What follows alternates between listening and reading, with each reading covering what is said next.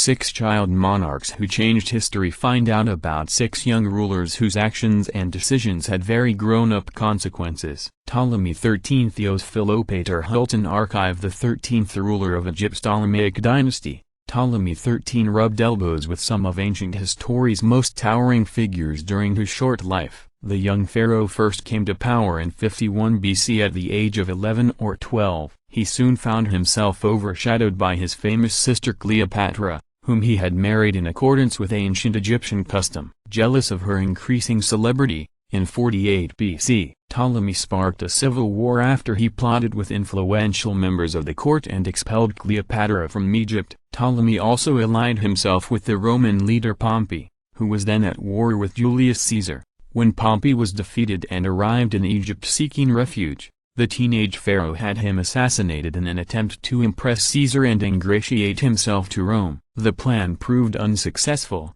and after arriving in Egypt, Caesar forced the boy ruler to reconcile with his sister. Ptolemy XIII eventually led an Egyptian army against the Romans, but Caesar soundly defeated his forces in a battle that resulted in the burning of the famed Library of Alexandria. The young ruler is then believed to have drowned in the Nile River as he tried to flee capture. Fulan, the Shunzel Emperor, the 3rd emperor of China's Qing dynasty, 5-year-old Fulan, eventually known as the Shunzel Emperor, rose to power in 1643 following the death of his father. Because he was so young, for the next several years China was ruled under the regency of his uncle, Dorgan. After Dorgan's death in 1650, 12-year-old Shunzai took the reins of the empire. Wary of power grabs from his political enemies, he soon fostered a precarious alliance with influential court eunuchs and made efforts to fight corruption and consolidate the empire under king rule. The Shunzel Emperor is today remembered as a remarkably open-minded leader. He devoted significant time to the study of science and astronomy and was also tolerant of various religions. Around 1652 he hosted an elaborate reception in Peking for the 5th Dalai Lama.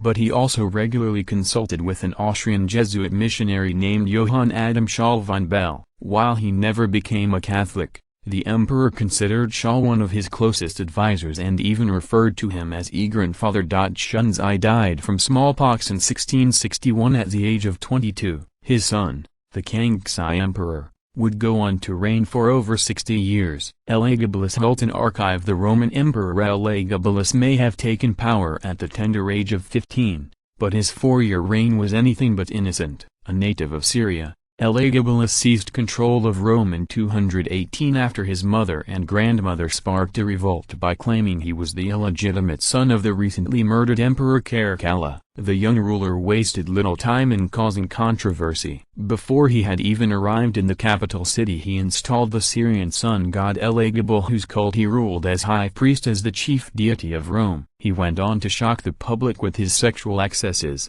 which supposedly included cross-dressing, prostitution and a romantic relationship with his chariot driver. Elagabalus also earned the scorn of Rome's political class by allowing his mother to enter the male-only halls of the Senate. Already viewed by many in the empire as corrupt, Elagabalus caused yet another scandal when he married a Vestal Virgin, a class of priestesses who were supposed to remain chaste and proclaimed their union would produce godlike offspring. His debauched behavior eventually alienated the Praetorian Guard, and in 222 the 18-year-old emperor was assassinated and replaced by his cousin, Alexander Severus. Elagabalus was later characterized as one of the most decadent of all Rome's leaders, but some modern historians have argued that his eccentric behavior was likely exaggerated by his political enemies in an attempt to discredit him. Tutankhamen Gianni Dogliorti, Corb is most famously associated with the 1922 discovery of his tomb. Tutankhamen was an Egyptian pharaoh thought to have ruled for 10 years in the 14th century BC. King Tut inherited the throne at the age of 9 or 10 and initially ruled Egypt under the direction of advisors due to his young age. While his reign was not a significant time in Egyptian history,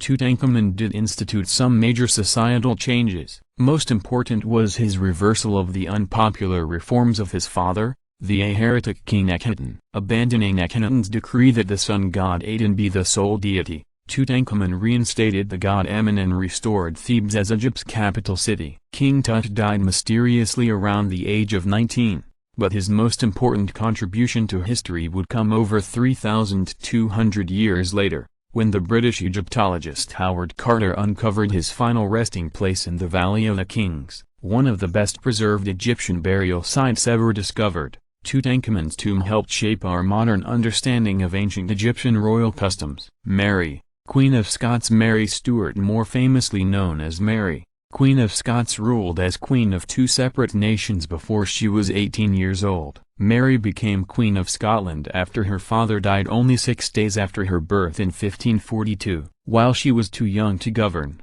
her position as a royal made the infant queen a very influential figure in international relations. Anxious to unite Scotland and England, in 1543 King Henry VIII proposed a future marriage between Mary and his son Edward. Political tensions between the two countries led the Scottish Parliament to reject the engagement, and Mary was sheltered in various castles after Henry VIII invaded Scotland and tried to force the marriage in what became known as the rough wooing. To keep her out of reach of the English, in 1548 the 5-year-old queen was taken to France. At 16 she married Francis II, briefly ruling as Queen of France after he ascended the throne. Following Francis' death, in 1561 Mary returned to Scotland to resume her duties as queen. She remarried twice as an adult, but a 1567 uprising forced her to abdicate the Scottish throne and flee to England. There she was imprisoned for nearly 19 years before being executed for her unwitting role in a plot to overthrow Queen Elizabeth I.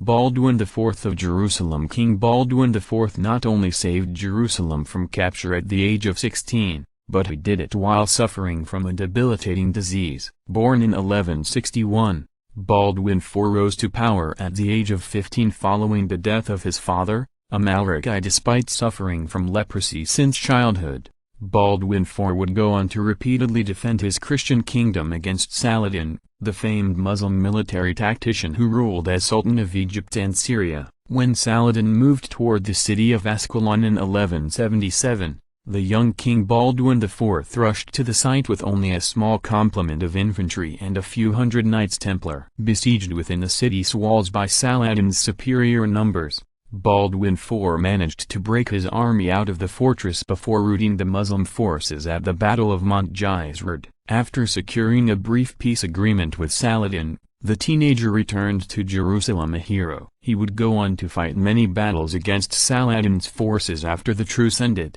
often traveling in a litter when his leprosy made him too weak to ride a horse. Baldwin Iv's condition worsened over the next several years, and he finally died in 1185 at the age of 23. 2 years later Saladin would win a decisive victory at the Battle of Hattin and effectively topple the Kingdom of Jerusalem.